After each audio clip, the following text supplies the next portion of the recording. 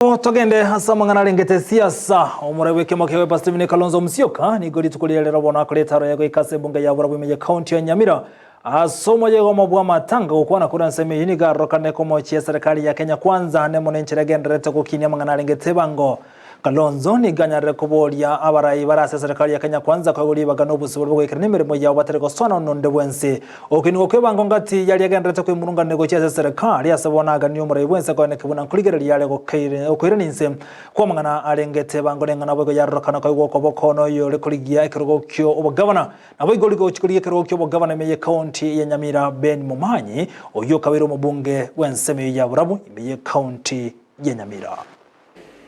Tomorrow is Madaraka Day, the 61st edition. Tomorrow, the day we attain internal self-help from Britain, the colonial power. What have we done with our 61 years? So instead of complaining, Kenyans are going to have to say no to overtaxation. Yani ushuru. My friend William Ruto amekubali jina lake ni Sakayo. We're going to tell him we will say no to this finance bill, and we have told our Azimio legislators yesterday at Ufungamano, even the Citizens Forum, walisema Kenyans are now overtaxed and we are not going to take it. And Kenyans will be watching which way our legislators are going to vote. We're also going to say no to bad governance. Completely no. So our message to Kenyans, my message from Nyamira today, taking advantage of having to say quietly to our brother, is to tell Kenyans, don't lose hope. Hatuwezi tukasema tumeinua mikono, haiwezekani.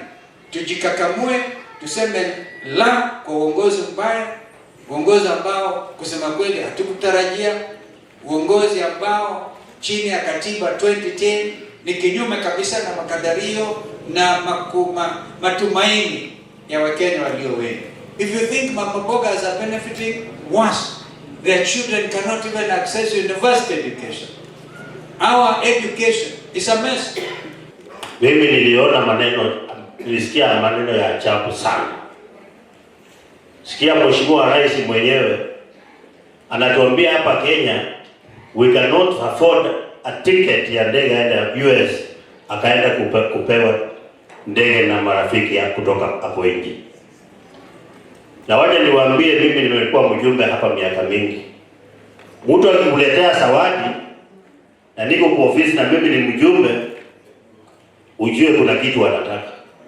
Mnajua Fikita ametuambia hapa ya kwamba asubuhi wamebeba mwili.